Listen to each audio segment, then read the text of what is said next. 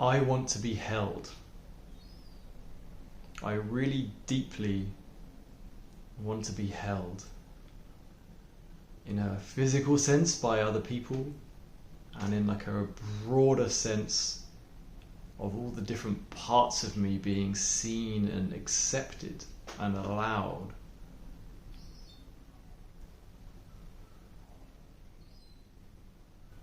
And I think that's what most, if not all of us, want at the deepest level, is precisely all the different parts of us, including and especially all those different parts that we keep hidden from ourselves and others, to reveal them.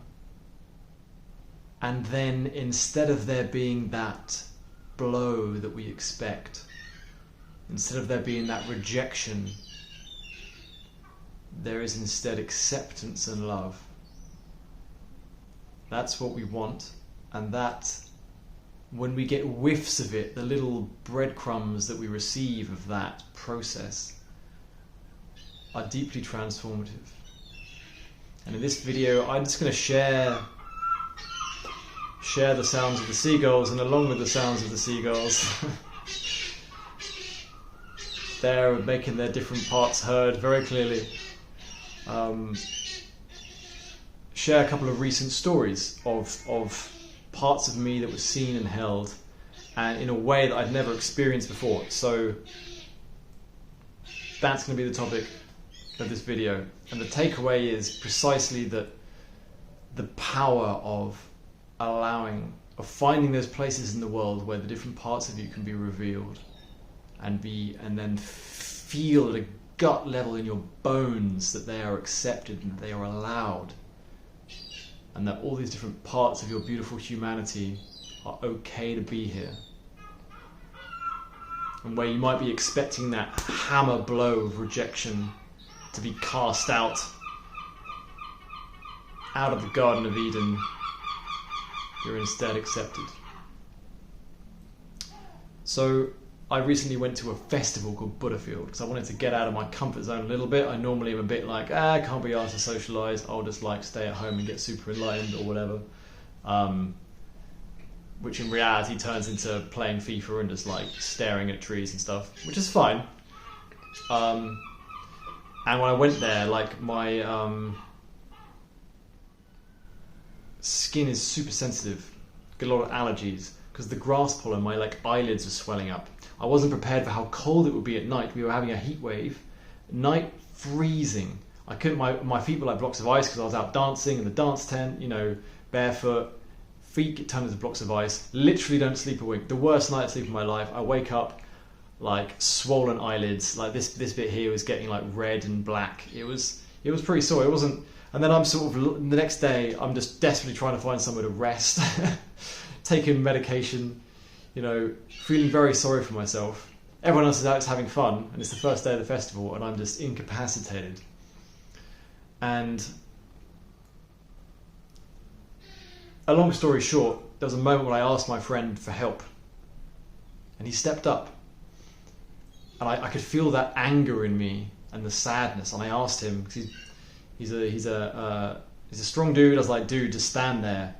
And I just tried to channel all of my rage against my situation. So this part of me was rejecting the situation, was really angry about it. And it's like I tried to fully allow that part.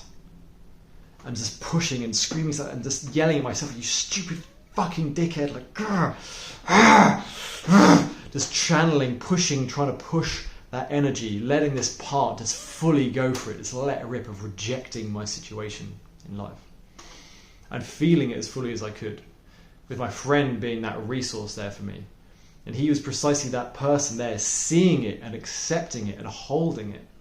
And after a pretty short period of doing that, he was just like, oh dude, I have to give you a hug. Let me just give you a hug. He didn't want to interrupt the process. He's just like, I've just got an intuitive sense that I've got to give you a hug. And he gives me a hug. And I just break down crying. Right? And then all the sadness comes over me and just sobbing. And he's just holding me so tightly and just rubbing my back. And just be like, I got you, man. I got you. And it's just crying and crying and crying. Just the sheer impact of that acceptance in that moment was huge. And it's just such a valuable lesson in precisely what this process involves of healing. It's just letting these parts come forward, having the courage to bring these parts forward, but only in those places where it feels safe to do so, where they're going to be accepted. And then in doing that, a very transformative process unfolds. Then you have the courage to then go to the next layer and bring that forth, and so on and so forth. The more people will manifest in your life who are able to hold that space for you as well. That's a rather magical happening that will occur. That was one thing. There's also a more intense version of that in a different way that I'll very briefly touch on. But I then got, in addition to all that stuff, I then got like epic diarrhea. So I couldn't sleep, face swelled up even more, epic diarrhea. This is like third day of the festival. All I did, I just lay on the grass till like 4 p.m, just moving between the fucking toilet and like my patch on the grass where I was just lying down, trying to get some energy back. Eventually, I started feeling a little better. I go to the jungle tent, dance to some jungle, meet this girl, get some holding from her. Just, there's nothing crazy going on, but just like spending time with her, being held, that felt very healing as well. Then the third one, which is the main one I want to talk about here, of just the impact of that I felt so deeply in my nervous system, was a session I was being facilitated by a friend of mine, Julia Stolk, who's an epic facilitator. And what arose spontaneously as a resource for me was all the people who on my healing journey have ever helped me, all the different friends, all the different teachers, all the different people who have facilitated me and held space for me. But the more important people were sort of more prominent, and they formed like a ring or a circle around me. And this is probably, among them all, such a powerful experience. And what would happen, this ring was so there for me. These people, these are fucking amazing people who've turned up in my life when I've turned up to do the work.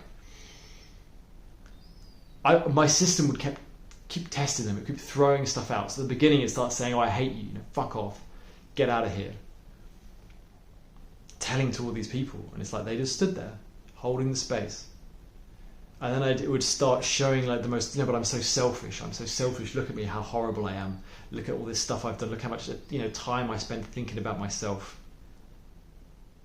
And they stayed there. They were still there. And these different parts of me would come forward, trying to push everybody away, and they would just stay there, rock solid. And at this point, I'm uncontrollably crying,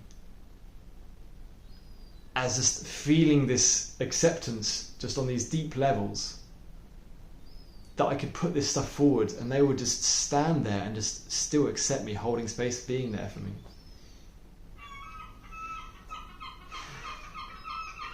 And the facilitator, Julia, she asked me at a certain point, what's it like to be with them now? And it's the words that kept coming up was they're still there. They're still there. They're still there. And that is really what resourcing is about, what love, I suppose, is about. What we're doing here is just,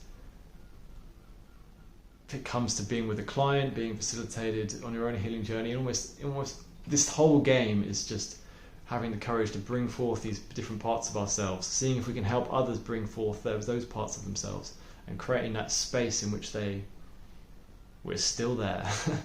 We're still there. We're still there. And your nervous system will know it when it gets those little whiffs of that place. And it might only be little whiffs at first. A lot of people have never felt that feeling.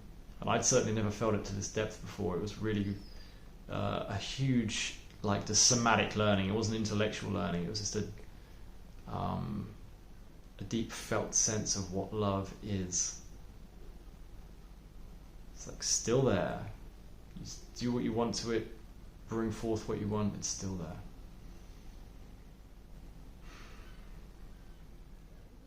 I'm not sure why I'm sharing this, I just felt like it.